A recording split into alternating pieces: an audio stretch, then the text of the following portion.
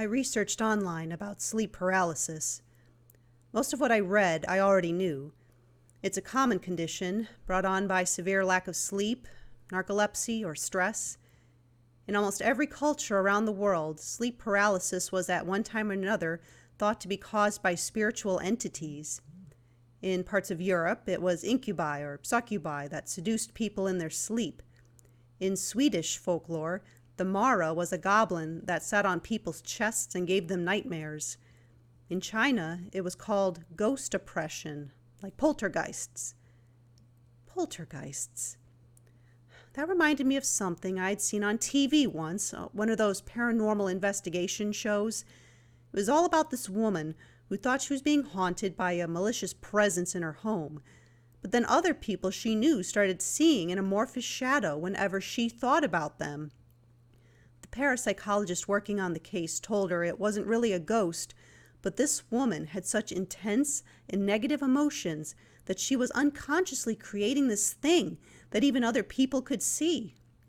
They called it spontaneous recurring psychokinesis. Someone with enough built-up stress or sadness or anger could unknowingly project it out as mental energy, even taking a visual form. Is that what I did last night? Had I, believing I was just dreaming the whole thing, really attacked Trent in his sleep?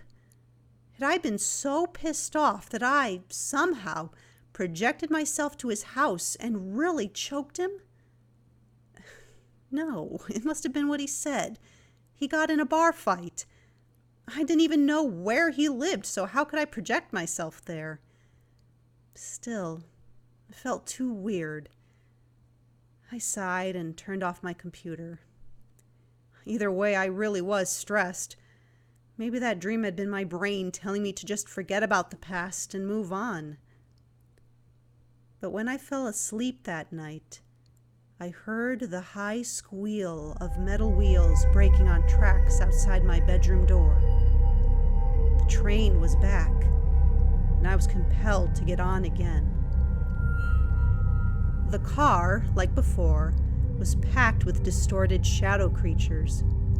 My demon wasn't there as far as I could see, but there was something different about the others this time.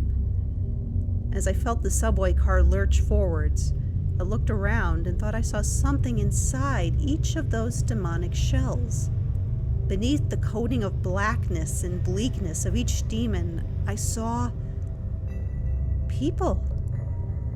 Just normal people, although there was something off about all of them. One woman, maybe a teenager, had long streaks of inky black trailing down from her eyes, like she had been crying tar. Then there was a lanky guy with a nervous twitch, and he kept scratching his neck like he was flea-bitten. An old woman kept rocking back and forth, clutching her hands together, muttering something I couldn't tell was prayer or not. I was surrounded by a sea of desperation, of depression, of pain. And each time the train stopped and a passenger got off, I quietly followed them. I don't know if they were aware of my presence or if they just didn't care. But the passenger would walk into someone's home, find that someone passed out on a bed or a couch, or even on the floor in some cases, and the passenger would crawl up on them and just sit and stare quietly. After a while, I could see the sleeping person under them start to twitch, small hints of growing panic in their faces. They couldn't move, and when they realized that, they would make soft, whimpering sounds. Some even managed to squeeze out a, go away, or something like that. Eventually, the passenger would leave and drag themselves back to the train. The passengers didn't seem relieved or alleviated of their moroseness after these visits. If anything, they seemed even worse, like they hated what they were doing but couldn't help it.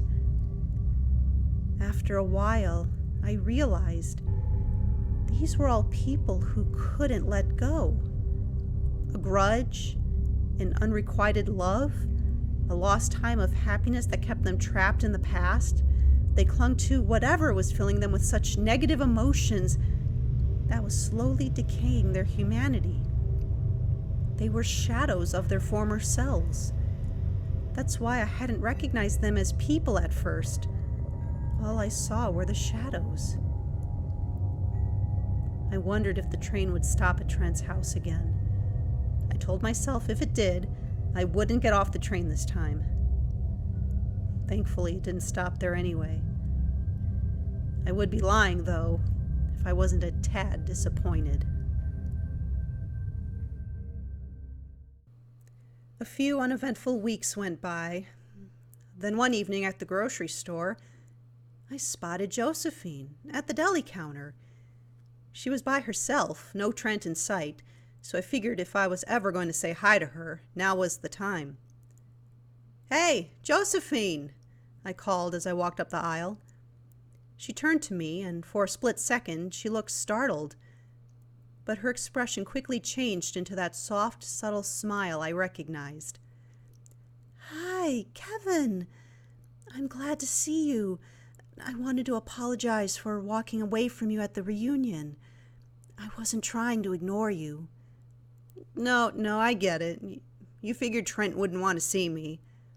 She gave me a small shrug. "Mm-hmm. But it is good to see you. I heard you moved back here." "Yeah, job transfer."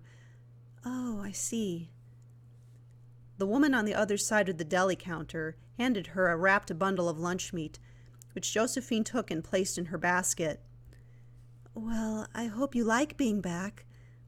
Not much has changed around here since we graduated." "No kidding.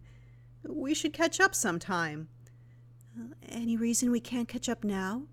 Are you in a rush?" I paused, realizing I wasn't attempting to come up with an excuse like I normally did in these situations. "No, I guess not. So, do you still live in the same neighborhood?" "No, Trent and I live right around the corner from here. It's so close, I walk here every time." "Do you want me to drive you to your house when you're done?" "No, it's really not necessary. I like the walk." "Okay, but it is getting dark out. Maybe I should walk you home." "Oh, I don't want you to make you go out of your way." "Not at all. I could use a little walk myself." She gave me a smile. "That would be nice."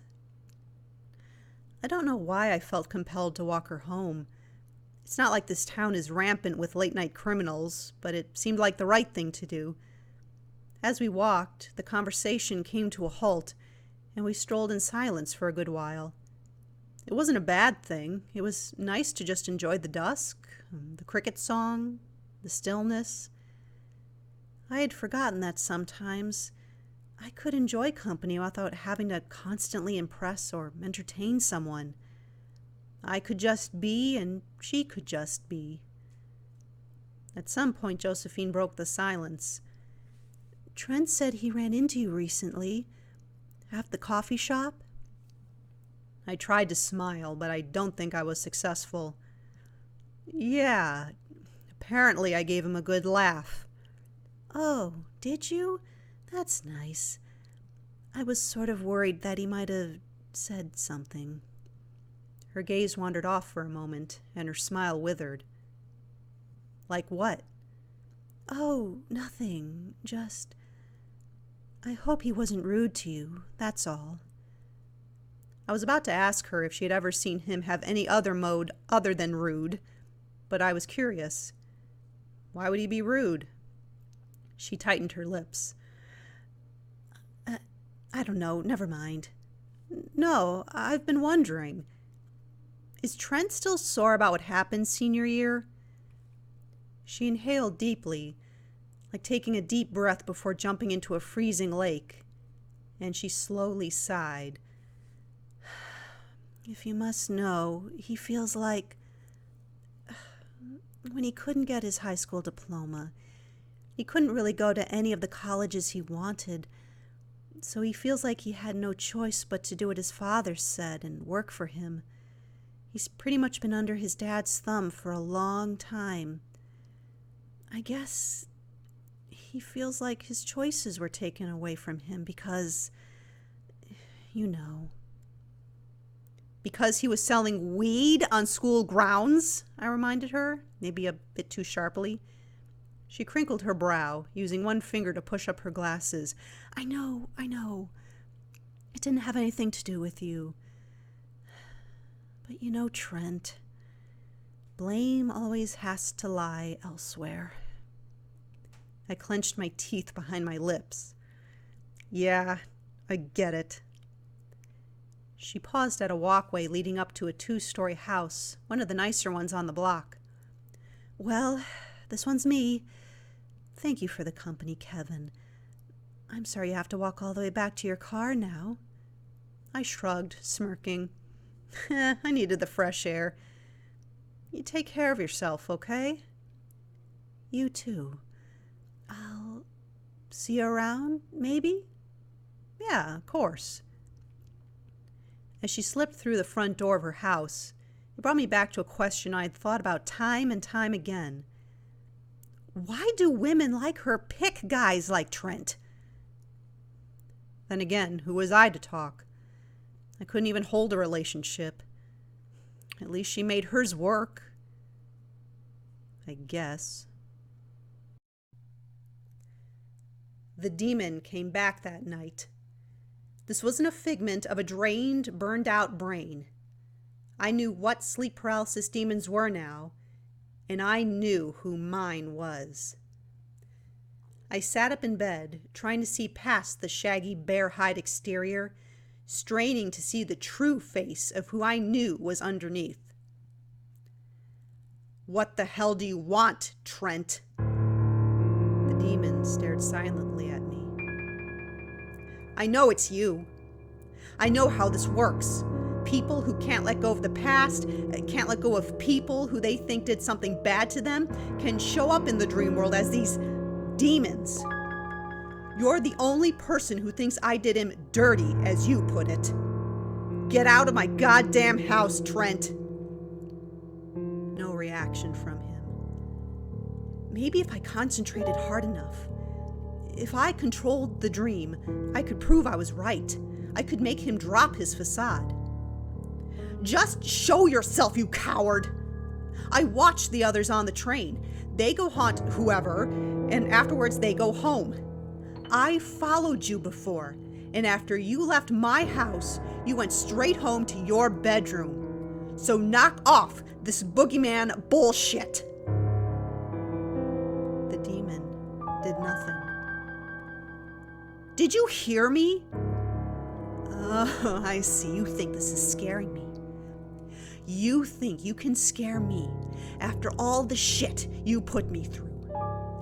You made my life a living hell for 4 years. You laughed at my goddamn injury, rubbed my life in my face, and you have the gall to think I screwed you? You think you have a good reason to haunt me? I don't want anything to do with you. I wish you would go to hell! When the demon still didn't move, I suddenly felt possessed. I bolted out of bed and lunged at him. I half expected to fly straight through him. He could be an incorporeal nothing, but I landed hard into that bulky black mass. Next thing I knew, I was throwing punches into that void of a face, screaming every foul, filthy curse I could think of. The demon tried to block my attacks, but he was sluggish, and as if he wasn't fully aware, so I just knocked his arms aside. Something dark and sticky was coming off on my knuckles, staining them purple as squelching sounds accompanied every thwack of my fists. I didn't care. I couldn't stop. Then I was on my feet, going for the heavy wrought iron lamp on my bedside table. God, I just couldn't. I kept bashing it into the demon's head over and over and over again. I just kept going until there was no head left to bash in. Just an inky, splattered puddle on the carpet. Slowly, silently, the rest of the demons seeped into the floor, melting away like slush in the sun. And I was alone, awake, lying in bed. And for as rattled as I was about that nightmare, I couldn't help but feel damn good. It's just a dream anyway. Venting old frustrations, right? And if I honestly believed that what I did had any bearing on Trent, then he would wake up with one massive headache. He'd probably blame it on too much booze. But part of me took some satisfaction in the thought that what I had done might have scared him enough to never come near me again.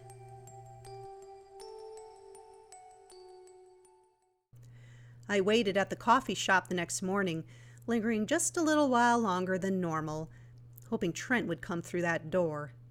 If he had woken up with the kind of migraine I hoped he had, he'd need the caffeine. I was curious, even a little eager to see what his reaction of me would be. Probably nothing. After all, it was a dream. Even fantasizing that I had invaded his sleep last night was ridiculous. Proved pointless anyway. He never showed up.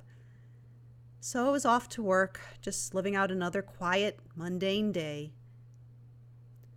I stopped by the coffee shop every morning for weeks, but Trent never showed. Either he figured out buying his own espresso maker saved him money in the long run, or... Nah, just forget about it, Kevin. This is what you wanted anyway, right? Not seeing that douche's face ever again? Besides, this was a small town. Sooner or later, I had to run into him. Well, look who's showing his face in public for once, Cheryl said when I met her for lunch one day. I began to think you had crawled under a rock and refused to come out. I've tried calling you, but you never answer your phone. I wiped a hand over my face. Despite not having any weird dreams in weeks, my sleep hadn't been great. I'm sorry. I've just been consumed with work. I know I should have gotten in touch sooner. Did you get my messages? She sounded unusually serious. I shrugged. Oh, I'm sure I did.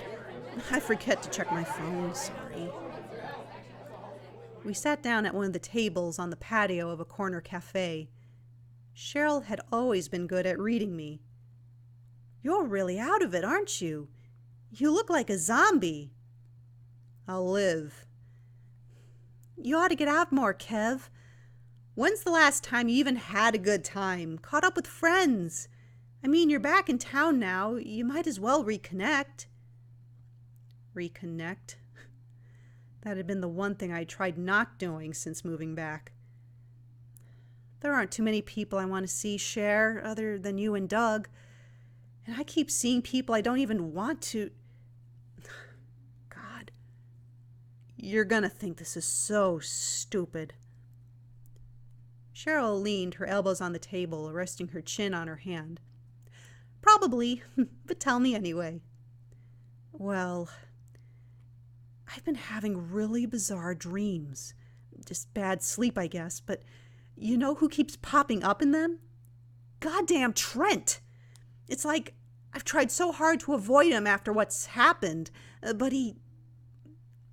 I trailed off as I watched the cheerful smile on Cheryl's face melt into a disturbed frown.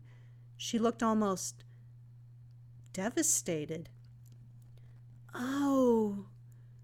You did hear then. I wasn't sure if you had, and I started to leave you a phone message, but I didn't know if I should be the one. I gave her a puzzled look. Hear what? Cheryl clamped her lips shut as if she'd just said something forbidden, but then her brows furrowed in sadness. You haven't read the papers. Oh, God, who does anymore? Oh, shit. I pressed my fingernails into the tabletop as a ripple of cold anxiety crawled up my spine. No. No way. Did I actually do something to Trent? Is he in the hospital? Is that why I hadn't seen him anywhere around town? While I was worried about him, of course, I was also oddly fascinated, even a little excited to find out if... Damn, what a horrible thing to think. I tried to sound concerned. Did something happen to him? Cheryl knitted her eyebrows at me. Her lips tightened, trying to hide sorrow. It's awful, Kev. I'm shocked you haven't heard about it. I mean, I thought it was kind of weird when you didn't show up at the wake, but I assumed it was because, you know... My whole body lurched as if I'd been punched in the gut. Wake? What the hell are you talking about? Wake as in... Trent died? Cheryl's eyes widened, stunned. No, it was Josephine. Josephine died. The longest stretch of silence in my life filled me like an icy ocean, flooding me until I was drowning. Eventually, a breath escaped my lips. How? I'm not totally sure. Something about her brain started hemorrhaging. Maybe she hit her head. She obviously didn't know. She died in her sleep. My breath caught in my throat. Cheryl must have interpreted my pale face, my shaken expression, for grief. Oh, Kevin, I'm so sorry you had to find out this way. It's hard to lose someone when you were so close to her, even if it has been a long time. Cheryl's last remark shocked me back to awareness. Close? We weren't... Why do you think we were close? Cheryl cocked her head. Wait, didn't you two date senior year? No. She helped tutor me a few times, but we never dated, barely even hung out. Cheryl's sorrow snapped into surprise. Oh, I don't know why I thought you two... She always talked so much about you, I just assumed, I guess. I felt a crushing weight fall on me. She talked about me? Cheryl nodded. Yeah, like a lot. Way more about you than even Trent. I always figured you were the one that got away or something like that. You two really didn't go out. Actually, now that I think about it, maybe that makes more sense. Like, maybe she always wanted to ask you out but was scared to, or hoped you would ask her. I don't know. I should shut up. I hadn't heard much of what Cheryl just said. I numbly echoed. She talked about me. Cheryl sighed and placed her hand on mine. Kevin, I know this doesn't help anything now, but Josephine really cared about you.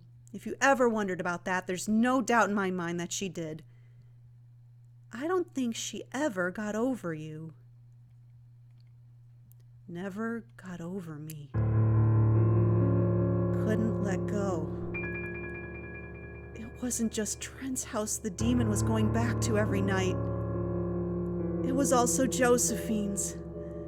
And I could never see her through that blackness, through that twisted shape. Because I was blind. I was trying to see only what I wanted to see. I didn't want to see anyone after that. I tried to pour myself into my work, but eventually I couldn't bring myself to do it anymore. I tried to drown out my guilt with anything that would silence the screaming in my head. I ignored phone calls, couldn't mentally process anything, even found myself at the bottom of a few beers. More than a few. I couldn't tell anyone. Hell, would anyone even believe me? That I killed Josephine and our dreams. No one needed to know what I had done. I was already being punished. I was already in hell. And that wasn't fair. That I was the only one suffering like this. After all, I never would have done it. I never would have attacked her if I hadn't thought. It wasn't my fault. It was Trent. It was always Trent. Ruining my life. Hanging over me like a goddamn vulture. Picking my sanity clean like a rotting carcass. This was his doing. This was all his fault. So I lie in bed every night, waiting. And around midnight, the train arrives. I get on. I know exactly where I want to go. And I've been riding that train every night ever since.